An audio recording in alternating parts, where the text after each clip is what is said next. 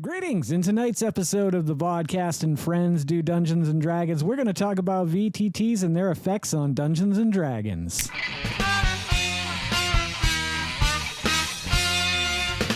When I first heard about actually playing online, I thought that's kind of impossible. There's no way you can do that. Like, I didn't even realize what was already integrated. I didn't know there was software or web pages that you could go to. Like, I literally thought, you know, you had to use the honest system and just roll die and be like, yeah, I rolled a 20. I rolled a 20. Like, and I was shocked the first time that I actually sat down and played a game and realized how smooth it actually really was. It was remarkable. Well, I know we talked about it back in the day before pandemic at your place. One of our members moved out of town, and you made a comment about, I can get online and we can play. We just put a little screen at the end of the table, and I was the same way. I was like, I can't see that working. It's a nutso idea when you come from 30 years of sitting around a table with people and rolling dice, or 20 or 10 or however long you've done it for. Like, it was an abrupt change that I just did, especially even like the interactivity of it. Like, I thought that would disappear. But what I discovered myself personally through it all was that I felt more comfortable playing my character and more comfortable role playing, because I felt like all of a sudden my character was in its own surrounding. I didn't have to worry about being silly or making an ass of myself. Like, I just suddenly felt like I can be this character right here as I'm sitting here in front of the camera, rather than around the table where, maybe there's a conversation going on over here or this, that, and the other. It felt a little bit more centered, I guess. Immersive.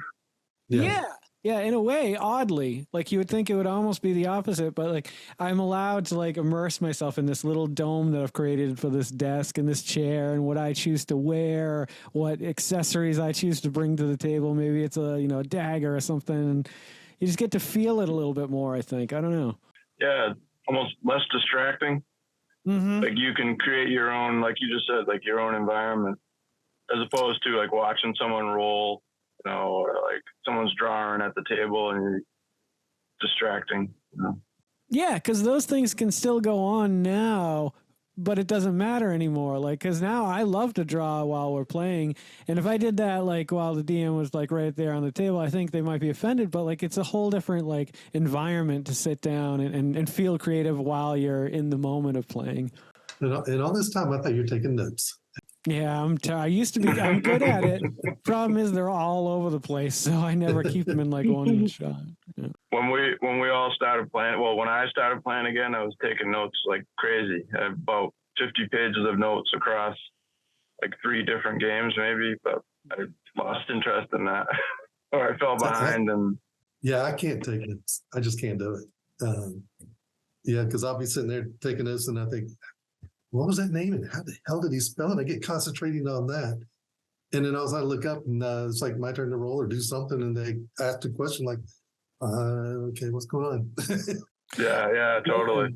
I just got too lost, and I just don't even bother with notes. I wish I was a good note taker with that. Oh, it comes in handy to recap. Like, when you come back after a break, like, where did we leave off? It's, the notes will be very helpful for that, because you can remember exactly what happened. I always love when you got one person in the party that does do that. Yep. But you get after 2, especially when you miss a session, and you go 3-4 weeks out. I don't remember what we did. And it's like, okay, do you remember what happened last session? It's like everybody's just standing around like, oh, no. Yeah, totally. And then when that one person starts going through their notes, it's like, oh, thank you. Toddzilla is good for that. Yes, Todd is great at it. I love how just a couple words can totally spark your memory about exactly what happened. Like, you get all those details filled in. When you say like red cloak or something. Yeah. Well, your drawings too. You're always like sharing something that happened in the game. You're always doing 2 or 3 drawings, and like it gets out there, and you're like, it's hard to forget, because you're like, that encounter is now alive on this drawing. So. Yeah. Oh, thank you. Yeah, that is a good thing about the virtual tabletop, is that we pop up in the map, and then before I got on, I was like, I had no idea what the hell we did. just seeing that visual map, but all of a sudden, boom, it comes right back. Yeah. I do miss right before we stopped playing, right before COVID hit, or a few months, or whenever it was that we quit. I remember I had been working on like physical. I think I shared some of the stuff that I'd done, terrain for the game, and like I'd really started. That's right. Really, You're building the terrain, the buildings. I had so much, and I had that next game ready to go because I had in mind you guys were going to. It was one of the lower planes. I can't remember which one it was though. But while you were there were going to be all these caves, and I wanted the actual caves so that when you chose this path or that path, whatever it was would be come out of the cave, or you deal with whatever was in the cave. But we just never got back to it, and now those things are just rotting in the basement. You have to pull those out someday. I guess that's the point. Miniatures versus tokens.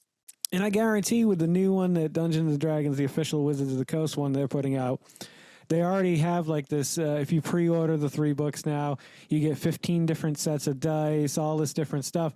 And one of the things I noticed was you also get access to the Red Dragon token. I'm like, are you shitting me? Like, am I going to have to buy like extra like shit for the game? I'm like, that's not going to work out for me. I'm not going to do that.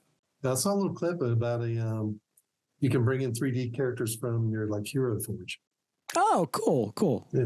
All right, so then maybe that's just like a special edition Red Dragon that you get with that. But once again, through Hero Forge, you will have to export the CAD 3D model. Yeah, and I think it's like $7-8, something like that.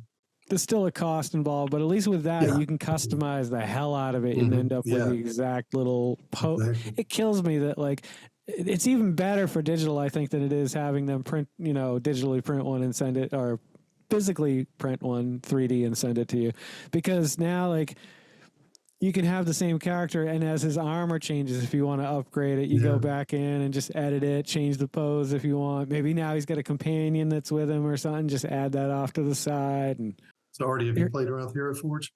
No, I have not yet. You would love it. Totally.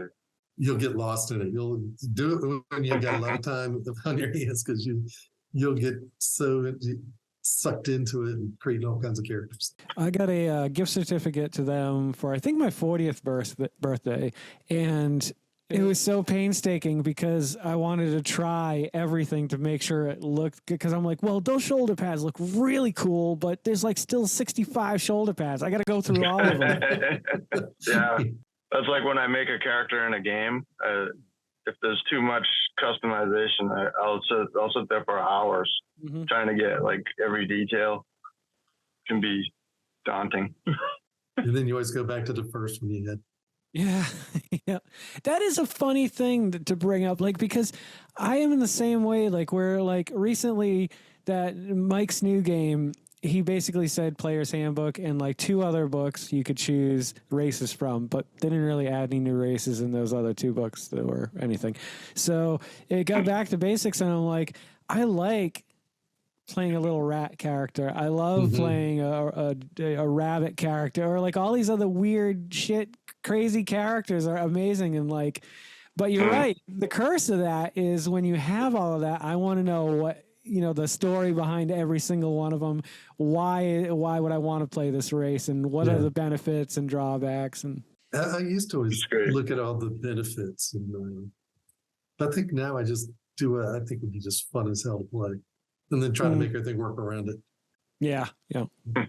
Even if something suffers for it, I don't care. All right, so when my first characters, like, they had to be in my head, like they were always intended to be heroes, like genuine heroes, chaotic good characters 9 out of 10 times. But like you were saying, like, now you choose like whatever you're going to have fun with. I feel like I've kind of come that way too now, where it's like, I've done this and this so many times. Like, it's fun to try some weird combination. And if it doesn't work, just, make a new character. Yeah. Mm-hmm. Well, I was always like a melee. I preferred the melee type classes, mostly because I think they were easier. Yeah. But I like the brute force type guys, as opposed to the magic user or the healer type or the rogue. But now I've kind of shifted to where I'm more into being the caster or the ranged or the rogue type. So it's more fun now, you know. Totally.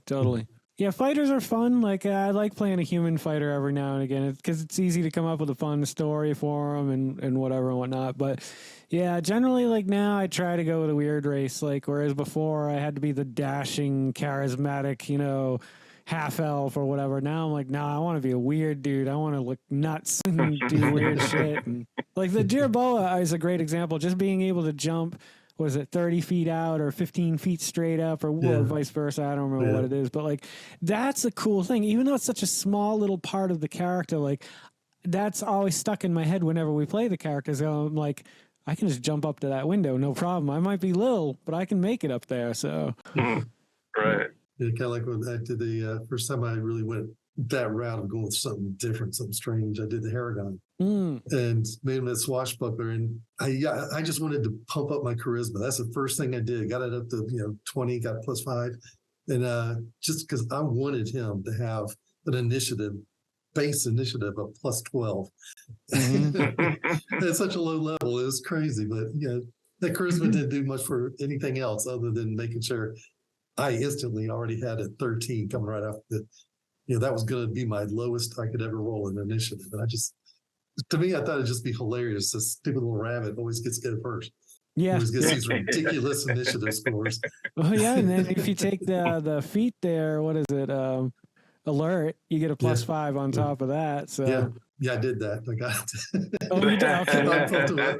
I think it's level 2 or 3, and he had his initiative was already at 11, I believe it was. Have you guys ever made a character like just on the side that you always wanted to play that you never got to play? Oh yeah, couple. Yeah, when I got back into playing like with you guys and stuff recently, I made a couple extras, and I had been trying to coordinate a game where I was going to run it with like some people around here. We were going to play in person, but it didn't come together. And then I think it's sort of a good thing in a way that we all were on lockdown and stuff, because I had never considered doing like a Zoom. When I thought of it, it totally made sense that like we could Zoom like across states, and just all play at the same time. And it seems to lend itself to it perfectly, because you don't have to travel to somebody's house or anything. You don't have to get ready and stuff. You can just show up in your car, put a green screen background on. You be in your PJs, whatever. That's something we didn't mention either too. Yeah, the ability to play with people from all over, the country or the world or wherever. Like you can just connect and play with people you never thought you'd play with again. And that's a cool thing. Like being able to do that. Yeah. But yeah, I made a little gnome wizard. His name's Frug Knucklestamp. That's a good name. Yeah, I've got a warlock in the wings waiting for Xantax to die. Because when Xantax, when he got a lycanthropy, I was like, I just didn't want my character to have lycanthropy. I was like, shit, do I want to deal with these other, nuances I've got to figure out, or do I just want to have him kill himself?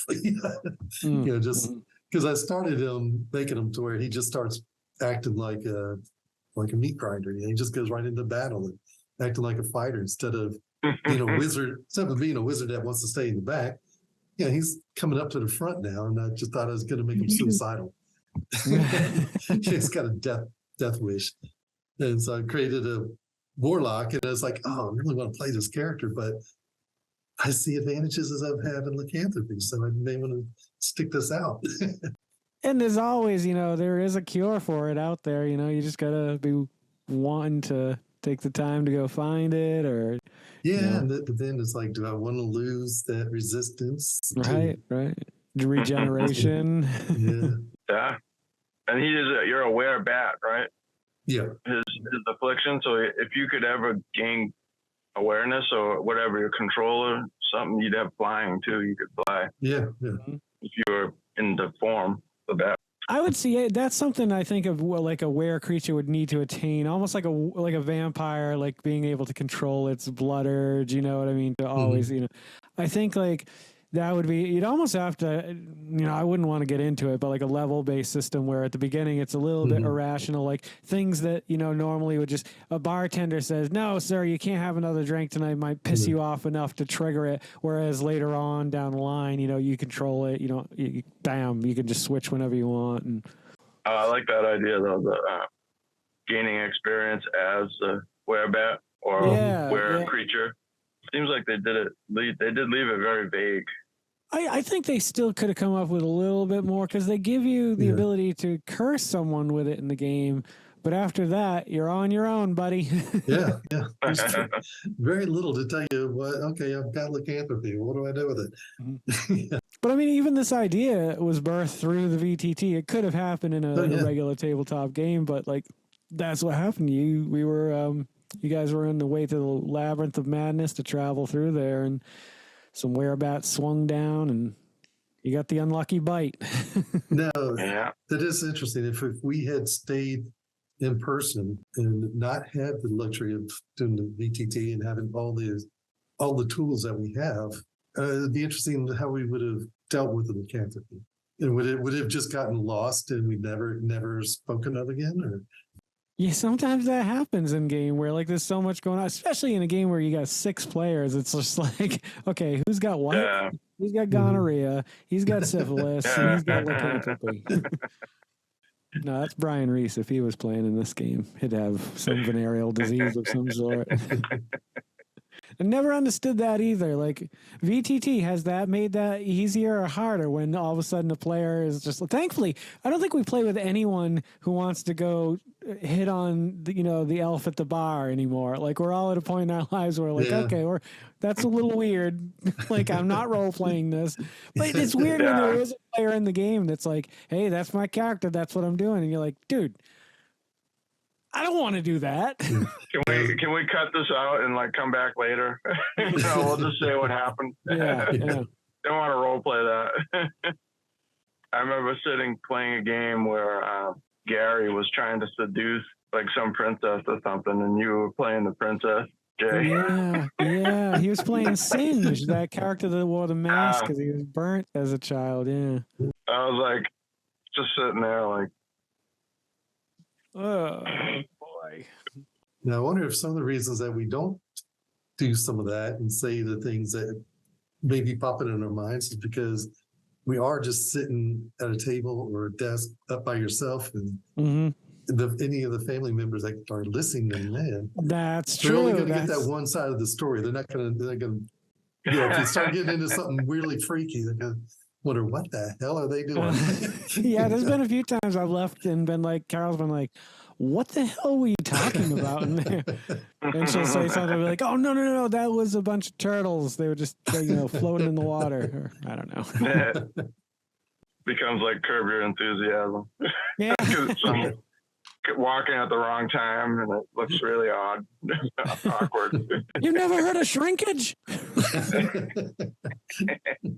Why haven't I just thrown myself into a fiery pit of hell? Because what was life worth before the internet at these speeds?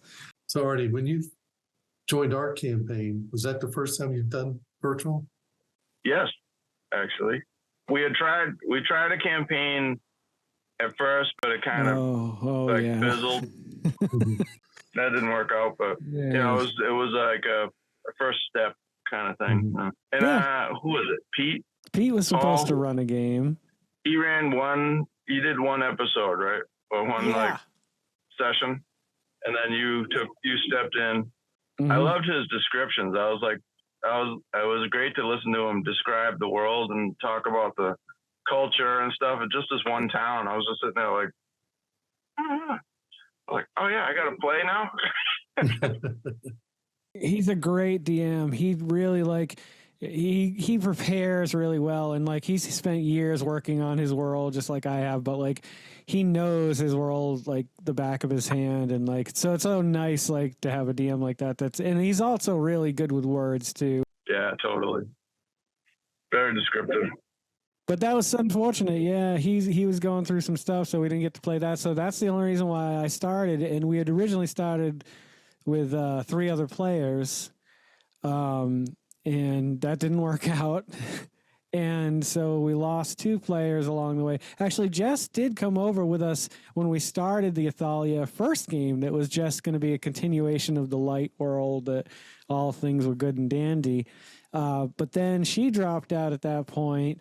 And so I'm like, you know what? She thought she was going to be back in like 2 weeks, but she didn't end up coming back. So I'm like, well, let's do this other idea. I've had this other idea for years of a world where Alistair won, and it was just, you know, he planned things, but things just got chaotic and out of control when you're dealing with demons and drow and undead, and like, you know, the world just went to hell. And so that's the situation. I always wanted to run that game. Like, what was it like to be in that world and the one that's all destroyed? So it worked out in the long run.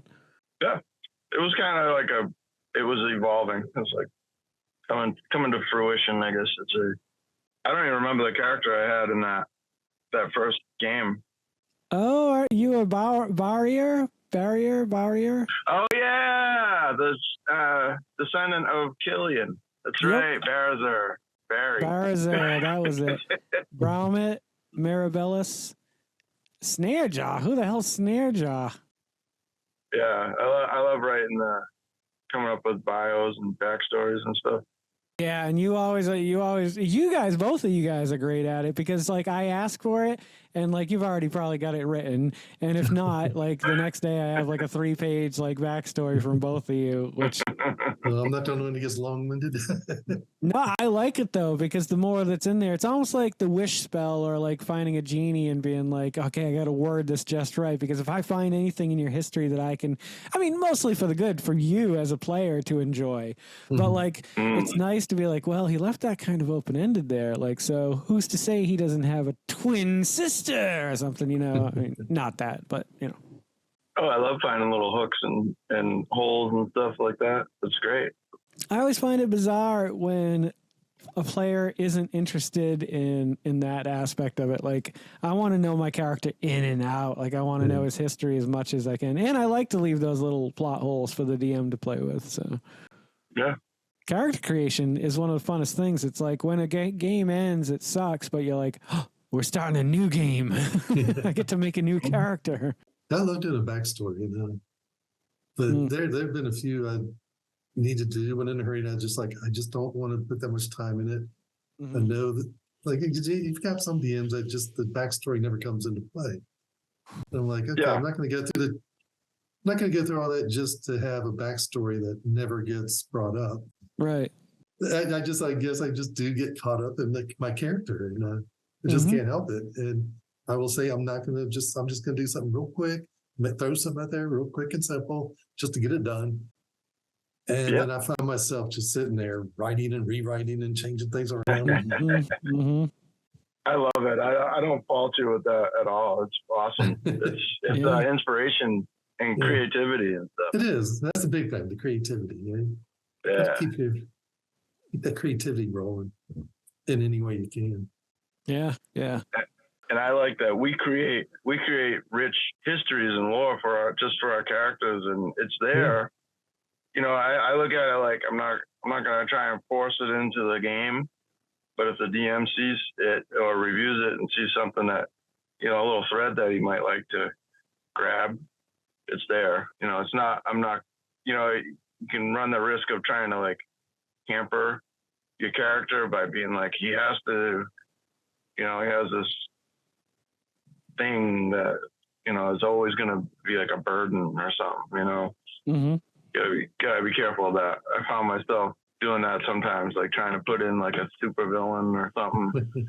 It was like all powerful or something. It's like, unstoppable. Don't jump the gun there. Yeah, stuff like that.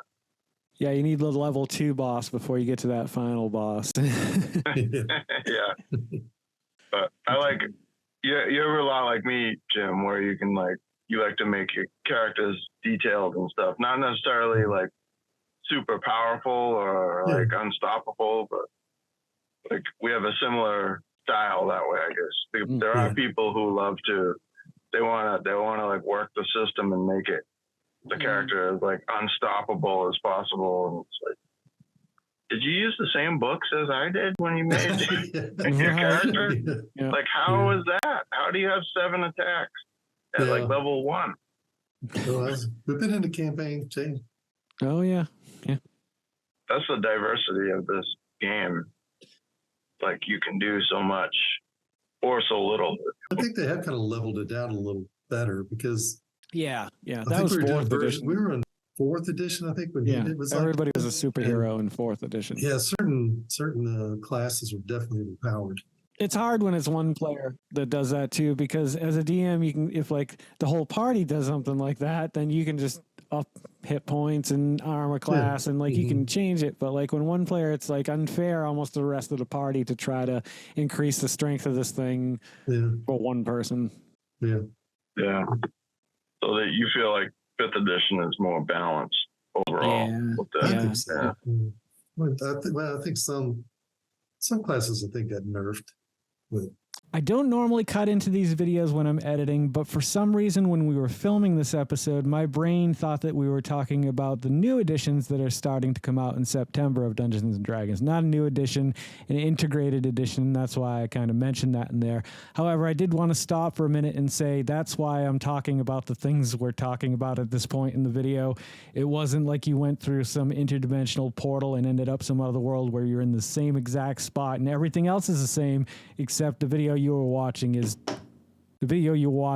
something other than what you were watching previously. Yes, my brain just switched off. Well, look at this. I'm getting old. I had to build this today just so I could focus my camera because I can't autofocus it because it won't stay in autofocus. You know, guys don't want to hear about this stuff. So I'll let you guys get back to the Vodkast and Friends. Yeah, there's been a few things that I've read about that I was like, oh, that's a bummer. Like, but the thing that's nice is because it is so, it's just like a puzzle piece to 5th edition, really.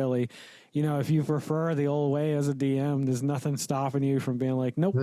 Alert still has both of those benefits. You get the +5 and can't be surprised. Now, I have noticed in some campaigns where we will try to do something, we'll do something thinking an older system or a different system, and you're like, okay, do it. I'm like, okay, that's cool. Yeah. Someone was talking online, speaking of that, like of the negative rule for 2nd edition. Remember how you were bleeding out? Like when you hit 0, you went, -1, -2, -3, -4 until you hit -10. So, yeah, I thought that was kind of neat. 10 seems a little high now because you only get 3 death saves. So you really only got those 2 chances to. Well, I don't remember any death saves back then with the -10. Yep. So you got knocked below 0. You were unconscious and bleeding to death. And it was like a timer every round. You'd lose until someone could heal you or stabilize. Yep. Yeah, I like that. I mean, I think that worked out. This works out too. I mean, the whole if you get to 0 or if you get to 0, you got to make a death save every round for the next 3 rounds. Is it 3 or 5? I'm not sure, to be honest. Yeah, I can't remember. No, I mean I guess it'd be. Most would be 5 because I'm going to get either 3 saves or 3 deaths. Yeah, it's just a different way of doing it. Like I've loved something from all the systems. People hate Thaco and the thought of of how that worked, but like at the time, I knew how it worked and it was easy. It was just weird, but you become basically unhittable after a time, right? If you get your armor class high enough, you can only get hit on a crit, right? Right. Wasn't it though? Wasn't it negative? Like you had a negative armor class was better? Or was it positive armor class, but you wanted to roll? How did it work? Oh, man. You hit armor class 0. You had to roll this. So something was better to be negative in 2nd edition. I can't remember what it is, but I feel like it was armor class.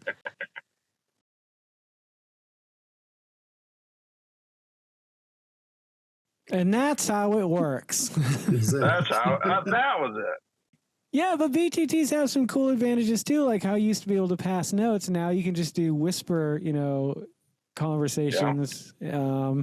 That's a cool feature. Being able to play music, that's a neat little thing. Having the handouts that you just hit a button and boom, there's what you're seeing. Those are cool features. Definitely pluses. There's not much of a drawback except for that camaraderie. But like you said earlier, like I used to hate to drive to someone's house to go play a game and then have to drive home at the end of the night. So I never really played a lot unless I played at my house. So this definitely gave me the ability to play more. But that's why we always had to go to your house. Yeah, I hated leaving the house. I still hate leaving the house, but the hellhound is out. Can you hear that? Okay, I didn't know if you could hear that or not. So what do you think about VTTs? Do you think it's taken away from the feel of old school D&D? I think if you'd asked me before I actually got on one, I would have said yes, but like, I mean, not so much. I would say it's still 75% there for me. I still would love to roll dice around a table and talk to the people directly across from me. And like when you scheme and when you plot, you can lean in and that whole aspect of it, or even just taking a break to go get pizza or something like that. It's not there anymore. But for that extra 25%, I'm very happy with VTTs. How about you? Yeah, I miss the community aspect for sure. It's fun to all, hang around. And I was always more of a theater of the mind player. I never really used miniatures or the maps or anything anyways. So, and obviously you guys know my computer couldn't handle the new stuff. So I was still doing the theater of the mind basically, but now that I can see it, it's definitely a great addition. It does change it. It's not a bad thing because there's still a lot of great aspects to it. Like it's more, you get a better feel for what's going on, like what you can see and what you can't, and stuff like that, and your positioning, and you don't have to try and remember where you were, 2 rounds ago and stuff. For fighting and stuff, it's great. Definitely. And exploring too. So yeah, it's a great addition. Yeah, I think it helps the imagination, whereas before you didn't need it. You could use completely theater of the mind, but this is like, okay, it's a jungle that's kind of laid out like this. Now in my head, I can warp it and change it. But what do you think, Jim? Well, I do like the aspect of like fog of war.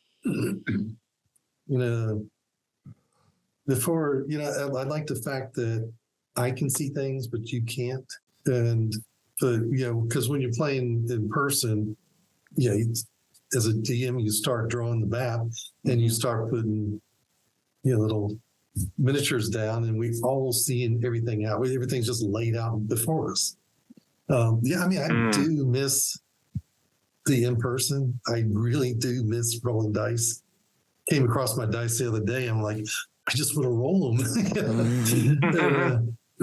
And sometimes with the automation of the virtual, I kind of feel like sometimes that's being taken away from me. I don't like in Foundry, where you basically hit, like I'm going to hit with my rapier and it just rolls and it rolls damage. It's like, can I at least roll my virtual dice? Yeah. I mean, I will say that's why I do like more with Roll20 is, I do get, even though they're virtual, I do get to roll my attacks. I get to roll my damage. I didn't get to roll my sneak attack. And I can roll them individually if I want. But I don't know, sometimes when the automation starts kicking in, I feel like I'm playing almost an MMO and less of an RPG. Yep. Yeah. Especially with that Foundry, the way, or at least the game that I've been playing in, it almost looks like just like a heads up display where you're just like, press the button. There you go. And I do prefer, I think when we do the Roll20 and I'm able to roll for my actual character sheet and beyond, I feel like my character sheet is still, even though it's not my hand, it's still my character sheet. Yep. And that kind of brings that back, that old school back. That brings that old school feeling back. But when VTT started getting more automated, that's when I kind of lose a little more interest in it. Yeah.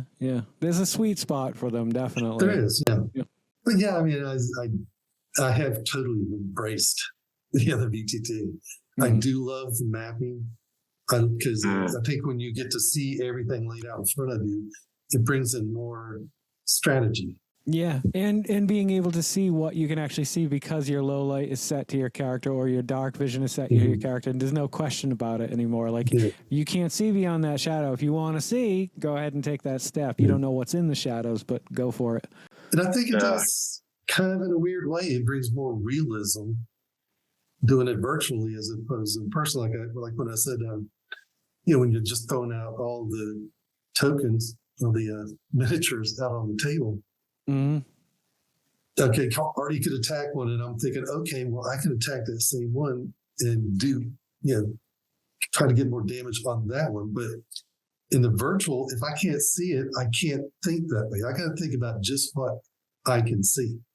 Mm-hmm. Artie's on his own on the one I can't see, but I got to look at these other creatures out there that I got to. Yeah. I think VTT definitely doesn't necessarily force you, but enforces a little bit the rules a little bit more, which I kind of like. And it kind of like with you, like you said, with combat, it's great. Like now you see advantage, you understand advantage. It's funny playing with all of you guys because like Artie was saying, when we played, we didn't use miniatures.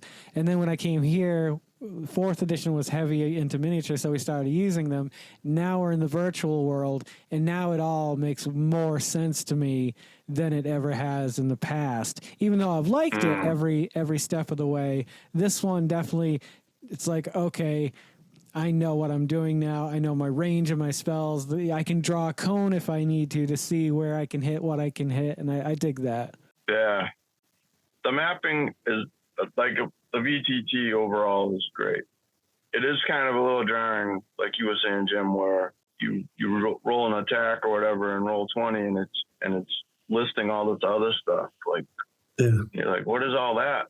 Like sneak attack and back attack. And it's like, I didn't do that, but it's there. So like, what did I do? Yeah. Some things that you might have missed, like all of a sudden it's like, oh, that was part of that. Sometimes I did not realize it. Yeah, sometimes it's bonus stuff or stuff you forgot about, but it makes it like MMO, or like Divinity or like a Pillars of Eternity. Yep. Where the creatures you're just attacking and you don't know what you're doing per se. It's taking over for you. Mm-hmm. Whereas when you're using the books, you had to know everything. Or you were more in control of what was going on. Mm. There's goods and bads to that because you could forget something or right. Yeah. And the older we get, the more we forget. Yeah, that's true. I think it's also kind of taken away some of the metagaming. I think when you're a person, you tend to metagame a lot more. We do have one player in one game who does a lot of metagaming, but I agree. You do get a lot less of that. Everybody looking at each other. Oh, it's a troll. Break out your fire or whatever. Yeah, we're kind of nudging each other. Oh, you got to do this. Mm-hmm. Now it's like the camera's in your face. Hey, Todd. Everybody's going to be like, what is he going to say? You can't really. Why don't you do this? Shield, fire shield, or something. We used to call that voice of reason. Yeah. In the old game. Like 2 characters would be in a different room or something, but we're all sitting around the table together. It's like, you can't hear us right now. You're not supposed to know.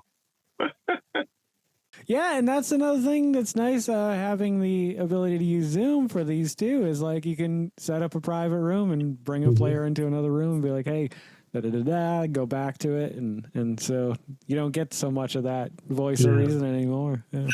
And it is kind of fun when you do that and all of a sudden you see that they're rolling. It's like you don't know what's going on. You see that. Yeah, the rolls are happening. Ooh, Chris just had to roll. Oh shit, what's going on?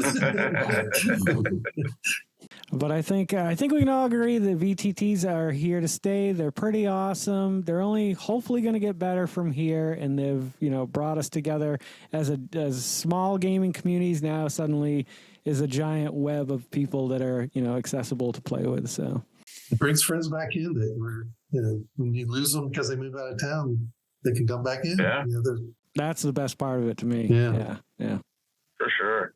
And I think it's reaching a lot more people. Oh, yeah, yeah. With the virtual tabletop, it's becoming more accessible to more of an audience. Yeah, there used to be these lulls in D&D. I don't know if you remember, like, you know, when it was really big, when it first came out, obviously, the Satanic Panic and all that. And then there was that lull, and then it just seemed to come and go. But now, like, it's just been on this incline for years, and it just is so popular.